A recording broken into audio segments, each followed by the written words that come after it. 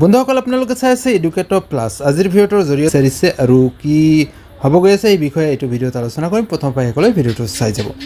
অসম চৰকাৰৰ অধিসূচনা মৰ্মে শিক্ষাবৰ্ষ 2025-26ত BSc নাৰ্ছিঙৰ পাঠ্যক্ৰমত নামভৰ্তিৰ বাবে প্ৰৱেশিকা পৰীক্ষাৰ তাৰিখ ঘোষণা হৈছে ইতিমধ্যে।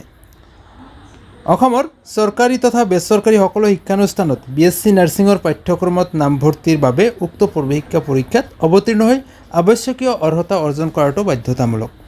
প্ৰৱেশিকা পৰীক্ষাত অৱতীৰ্ণ হোৱাৰ বাবে উচ্চতৰ মাধ্যমিকৰ বিজ্ঞান শাখাত ন্যূনতম 50% নম্বৰ পোৱাটো বাধ্যতামূলক হ'ব।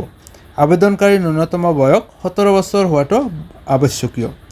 অনলাইনে প্ৰপত্ৰ শ্ৰীমন্ত শংকৰদেৱ স্বাস্থ্য বিজ্ঞান শিক্ষা বিশ্ববিদ্যালয়ৰ ৱেবছাইট যিটো আছে www.ssuhs.in ত অহা 23 এপ্ৰিল অৰ্থাৎ অলৰেডি ষ্টাৰ্ট হৈছে। 23 এপ্ৰিলৰ পৰা 22 মেলৈকে উপলব্ধ হ'ব, অৰ্থাৎ চলি আছে আপোনালোকৰ অনলাইন প্ৰপত্ৰ মানে ভৰ্তি কৰাৰ বা আপুনি আবেদনৰ বাবে ৱেবছাইটত আপোনাৰ লিংকটো খোল খাইছে।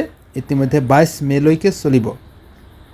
তো অসমৰ গুৱাহাটী, ডিব্ৰুগড়, শিলচৰ, যোৰহাট, বৰপেটা, তেজপুৰ, ডিফু, লখিমপুৰ, নগাঁও, কোকৰাঝাৰ, নলবাৰী, ধুবুৰীৰ লগতে উত্তৰ পূৰ্বাঞ্চলৰ শ্বিলং, আইজল, ইটানগৰ, আগৰতলা, ইম্ফল, ডিমাপুৰ আৰু গেংটকত পৰীক্ষা কেন্দ্ৰসমূহত অহা 22 জুন তাৰিখে প্ৰৱেশিকা পৰীক্ষা অনুষ্ঠিত কৰা হ'ব। প্ৰৱেশিকা পৰীক্ষাৰ প্ৰৱেশ পত্ৰ অনলাইন যোগে 2 জুন তাৰিখৰ পৰা বিশ্ববিদ্যালয়ৰ ৱেবছাইটত উপলব্ধ হ'ব। তো বন্ধুসকল, নিশ্চয় আপোনালোকে জানে যিসকলে BSc নাৰ্ছিং কৰিব বিচাৰিছে তেখেতসকলৰ বাবে এইটো এটা ভাল খবৰ। বিজ্ঞান শাখাত আপোনালোকে হায়াৰ ছেকেণ্ডেৰীত 50% মাৰ্ক থকাটো বাধ্যতামূলক। বয়সৰ সীমা দিয়া হৈছে নিম্নতম আপোনাৰ 17 বছৰ হ'ব লাগিব আৰু 23 এপ্ৰিলৰ পৰা ষ্টাৰ্ট হৈছে। 22 মেলৈ আপোনালোকৰ চলিব অনলাইন যোগে আবেদন প্ৰক্ৰিয়া। লগতে আপোনাৰ পৰীক্ষা কেন্দ্ৰসমূহ উল্লেখ কৰিছে আৰু এই কেন্দ্ৰসমূহত 22 জুন তাৰিখে পৰীক্ষা অনুষ্ঠিত হ'ব আৰু 2 জুন তাৰিখে আপোনালোকে ৱেবছাইটৰ জৰিয়তে www.ssuhs.in ত আপোনালোকৰ যিটো এডমিট কাৰ্ড সেইটো আপোনালোকে পাই যাব 2 জুন তাৰিখে।